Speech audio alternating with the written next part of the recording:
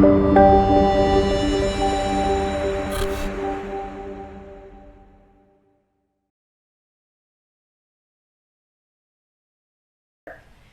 I'll be speaking about the treatment approach to endometriosis from an infertility perspective and present some of the most current recommendations. I have nothing to disclose. So, who has endometriosis? And truth be told, we really don't know. The prevalence is so incredibly difficult to quantify and diagnose. And our best estimate of those women who suffer with chronic pelvic pain, the prevalence ranges anywhere from 30 to 80% may have endometriosis. And we do know that women who have infertility, about 25 to 50% of them will have endometriosis. And of women with endometriosis, 30 to 50% of them can suffer from infertility. So there is a huge overlap between the endometriosis population and the infertility patient. We also know that the burden of the disease is not always directly correlated with the severity of symptoms, and this further contributes to our difficulty in estimating the prevalence and obtaining a true diagnosis for patients.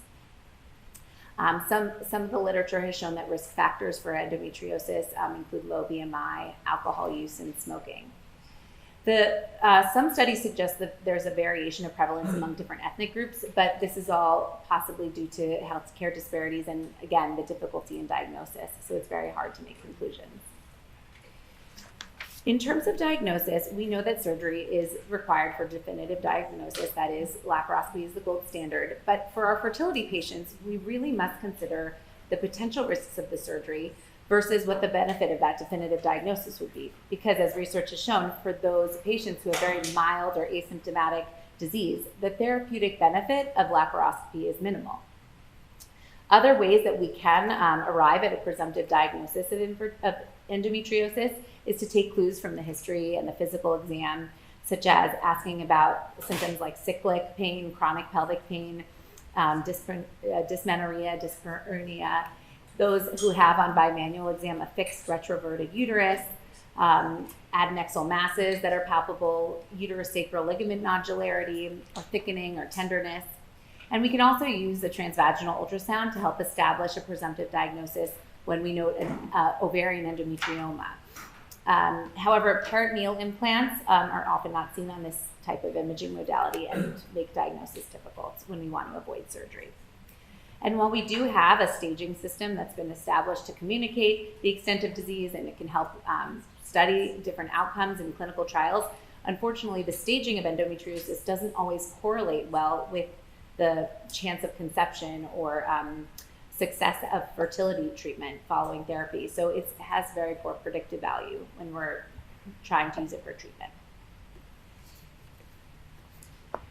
In terms of endometriosis' impact on fertility, we know there is a huge association between the two, but that exact causal relationship hasn't been clearly established. The hypothesis remains controversial, but most often centers around that chronic inflammatory nature of the disease. Of course, major pelvic adhesions that can absolutely impair ovulation, they can create fallopian tube occlusion, and in addition to blockage of fallopian tubes, we even see abnormal uterotubal transport of the embryo through the fallopian tube. It has also been found that women with endometriosis may have increased peritoneal fluid concentrations of inflammatory markers and prostaglandins, proteases, the inflammatory cytokines like IL-1, IL-6, and TNF-alpha, and the angiogenic cytokines like IL-8 and VEGF. And all of these contribute to a chronic state of inflammation. There also may be the increased inflammatory markers in the endometrium, the lining of the uterus of women with endometriosis. And this can alter the endometrial receptivity and the embryo implantation. There's also been shown to have reduced endometrial expression of certain integrins and cell adhesion molecule during the window of implantation, and that has been described in some women with endometriosis. And we also see overall a decreased oocyte and embryo quality of women who have endometriosis because of alterations within the ovary and the follicle. And it leads to subsequent poorer embryogenesis. And as well in the IVF lab, we see that embryos appear to develop a little bit slower than those without endometriosis. What can we do for treatment of those who are seeking to conceive? This is a very challenging challenge for all of us, because medical treatment, that is the backbone of endometriosis therapy, is suppressive therapy, right? To inhibit ovulation and inhibit cyclic menstrual cycles. So that prevents the opportunity of fertility altogether. So options such as progestins, combined estrogen-progestin therapy, gonadotropin-releasing hormone agonists and antagonists, all of these will prevent the opportunity for the patient to get pregnant. So medical therapy is a challenge, and prolonged treatment on these therapies has not been shown to improve fertility outcomes, spontaneous pregnancies. And we don't have good data to show that hormonal treatment alone will help improve the fecundity of infertile women, especially those with just stage 1 or 2 endometriosis. In terms of surgery, for those who have stage 1 or 2 endometriosis, studies have shown that the number needed to treat with laparoscopic ablation or resection, if there is visible endometriosis, is 12 patients for every 1 successful pregnancy. And so those are just with those who already have a diagnosis of endometriosis.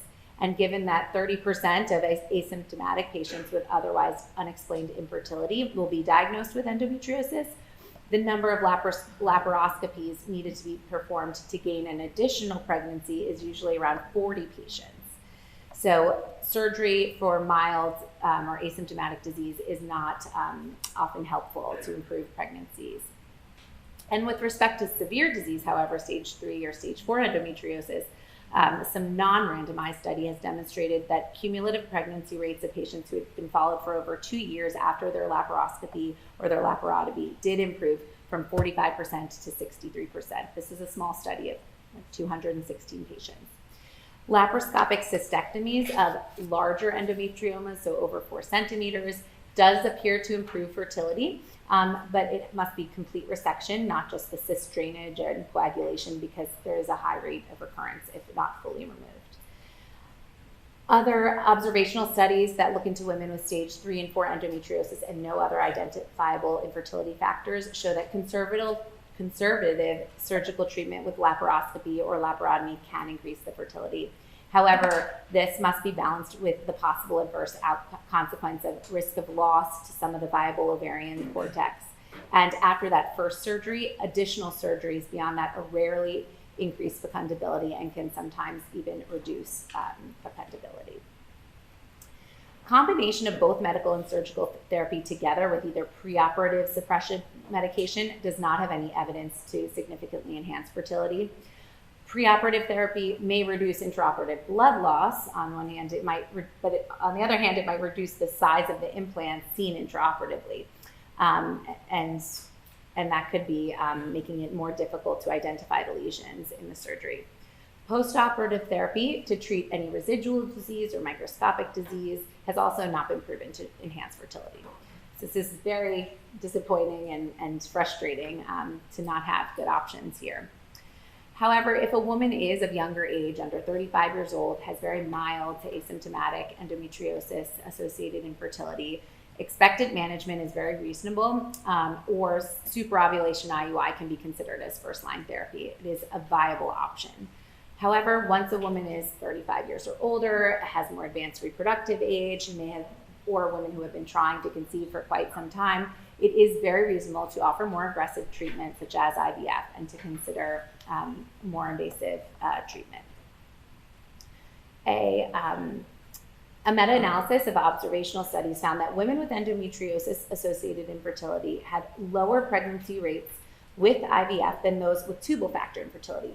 So even with IVF, they are still they still don't reach fertility rates of those who don't have endometriosis. They still have lower success rates.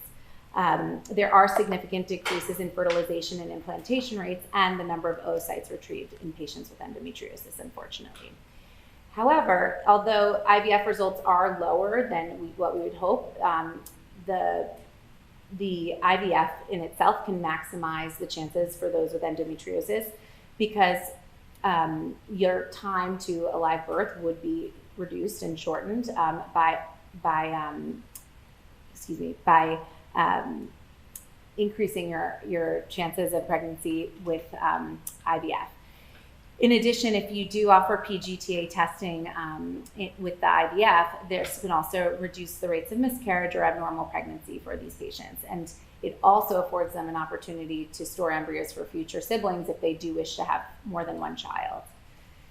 The impact of endometriomas on IVF also remains controversial. Evidence suggests that surgery does not benefit asymptomatic women with an endometrioma prior to their scheduled IVF. However, you should consider removal if there is a very large endometrioma the removal of which might improve the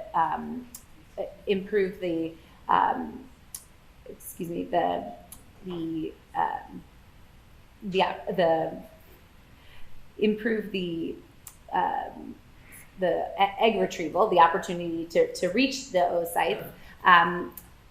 Also to avoid any contamination of the follicular fluid if the endometrioma content spills.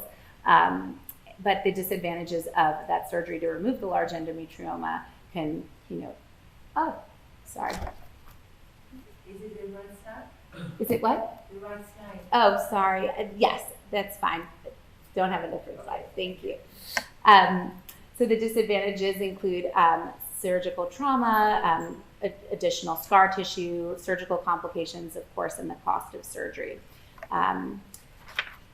The test of receptiva that many patients do ask about, looking for the BCL6 marker, it is a biopsy. And in that receptiva biopsy, it includes the detection of a marker BCL6, which identifies uterine lining inflammation. This is most often associated with what's known as silent or asymptomatic endometriosis. For those women with unexplained infertility, it is found in more than 50% of women, shown in studies, as well as 65% of women who've had 2 or more frozen embryo transfer failures. There are options before one subsequent frozen embryo transfer if they do test positive for BCL6 in the lining of their uterus.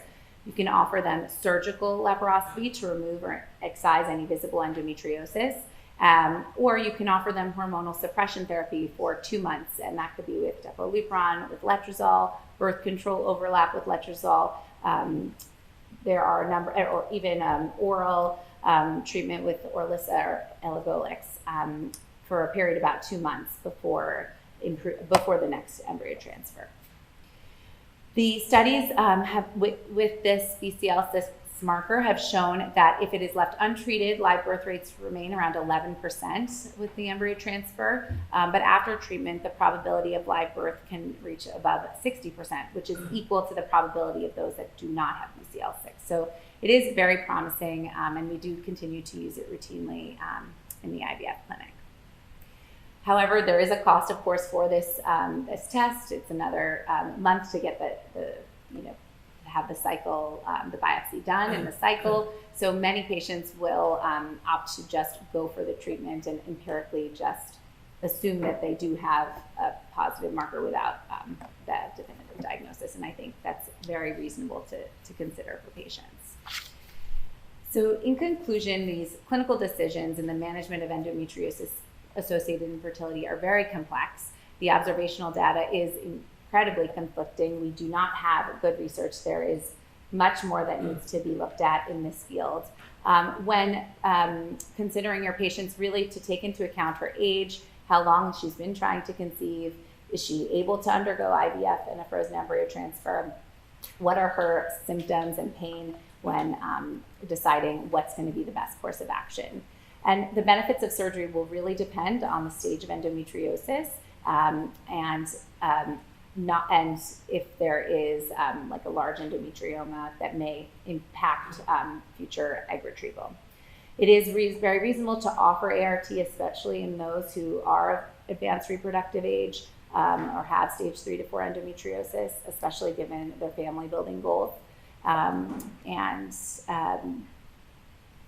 And yes, and the Receptiva endometrial biopsy test offers a lot of future directions for research and understanding the environment of the endometrial lining and what is going to be the best protocol to achieve successful frozen embryo transfers.